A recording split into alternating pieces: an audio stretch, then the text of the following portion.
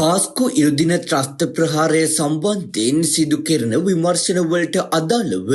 රැඳවුම් නියෝග මත සිටින රාජ්‍ය බුද්ධි සේවයේ හිටපු ප්‍රධානී විශ්‍රාමික මේජර් ජෙනරාල් සුරේෂ් සලේ සම්බන්ධයෙන් කිසිදු අනීතික ක්‍රමවේදයක් අනුගමනය කර නොමැති බව කැබිනට් ප්‍රකාශක අමාත්‍ය වෛද්‍ය නලින්ද ජයතිස්ස මහතා පවසා සිටී. ඒ රජයේ ප්‍රවෘත්ති දෙපාර්තමේන්තුවේ අද පැවති කැබිනට් තීරණ දැනුම් දීමේ ප්‍රවෘත්ති සාකච්ඡාවට එක්වෙමින් ත්‍රස්තවාදයේ වැළැක්වීමේ පනත යටතේ මේ වන විට අපරාධ පරීක්ෂණ දෙපාර්තමේන්තුව මගින්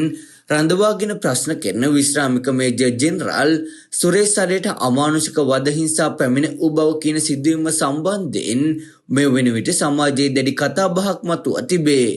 ඒ අනුව තමාට අමානුෂික වද හිංසා සිදු කරන බවට පවසමින් සුරේෂ් සලේ ආහාර වර්ජනය කරමින් උපවාසයක් ආරම්භ කළ අතර පසුව ඔහු කොළඹ ජාතික රෝහලට ඇතුළත් කරන ලදී.